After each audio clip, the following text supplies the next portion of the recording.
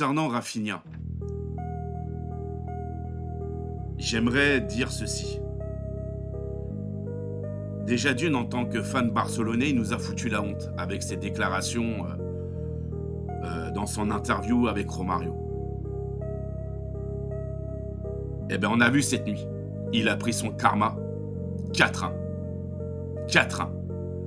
Voilà, lui et son équipe du Brésil, ils se sont fait bouffer, laminer, ce que vous voulez, par l'équipe d'Argentine. Il croyait quoi, lui? Qu'il allait ridiculiser les Argentins chez eux? Mais lui, c'est un grand malade. Alors j'aimerais lui dire à Rafinha de redescendre sur terre et que la prochaine fois, il faudra qu'il tourne 7 fois sa langue dans sa bouche avant de parler. Au lieu de dire de telles conneries. Comme on le dit souvent, on ne vend pas la peau de l'ours avant de l'avoir tué. J'espère que ce match lui servira de leçon. En tout cas, son interview avec Romario, pour moi, c'est un manque de respect. Vraiment. Je ne sais pas ce qui lui est passé par la tête, mais voilà, il s'est pris pour un ballon d'or ou je sais pas quoi, j'en sais rien. Même Léo Messi n'a jamais tenu de tels propos envers le Brésil.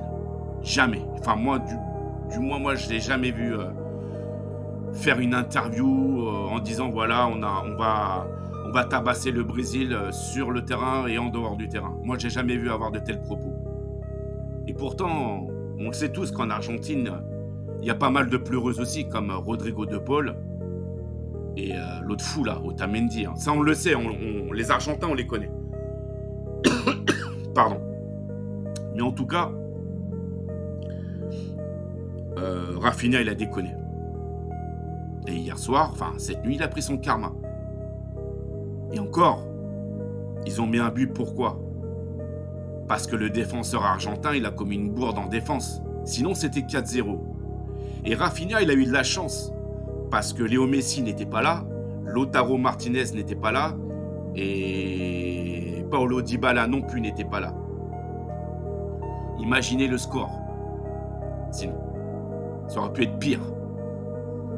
Donc là, ils sont repartis, là, les Brésiliens, là, la queue entre les jambes. Donc, Rafinha, ferme ta gueule, joue sur le terrain et après tu pourras parler. Mais à Barcelone, tu nous as foutu la honte. Et toutes les critiques que tu subis, tu les mérites. Alors par contre, il y a beaucoup de fans du Real Madrid qui sont sur les réseaux sociaux et qui sont en train de le tailler. Moi, ça me fait rigoler parce que ils sont pas mal non plus pour chialer, surtout du côté de Real Madrid TV. Voilà, c'était juste pour dire ça. En tout cas, ça serait bien qu'ils redescendent un petit peu sur terre. Et c'est pas parce que c'est un joueur de Barcelone qu'on ne doit pas dire quoi que ce soit par rapport à son attitude. En tout cas, moi, je le fais. Donc, j'aimerais lui dire ceci à Rafinha. Dégonfle un petit peu ton boulard, joue, et après, tu pourras parler. Et côté brésilien, en tout cas, moi, j'ai été choqué. Choqué du niveau de cette équipe. On est loin des Ronaldinho, Kaká, Ronaldo, Adriano, Rivaldo, des Careca, des Zico, des Tafarel, des Socrates, des Rai. Tout ça, c'est fini. D'ailleurs, j'ai vu un Brésilien hier, cette nuit, qui portait le numéro 14, je ne sais plus comment il s'appelle. Mais c'est une catastrophe. Même un gros tacos pourrait courir aussi vite que lui. Et puis la défense, elle est catastrophique. Et je regardais le match, les amis, je me disais, mais il n'y a pas meilleur joueur au Brésil que ça. Honnêtement. Honnêtement, il n'y a pas meilleur. En tout cas, moi, j'ai été choqué. Choqué. Les Argentins, ils les ont bouffés, laminés, ce que vous voulez. Voilà. D'ailleurs, les Argentins, ils étaient qualifiés avant même de jouer face au Brésil, parce que la Bolivie et l'Uruguay avaient fait match nul. Donc, ils étaient déjà qualifiés. Et je crois que le Brésil là, est 5e au classement, à égalité avec l'Uruguay, si je ne me trompe pas.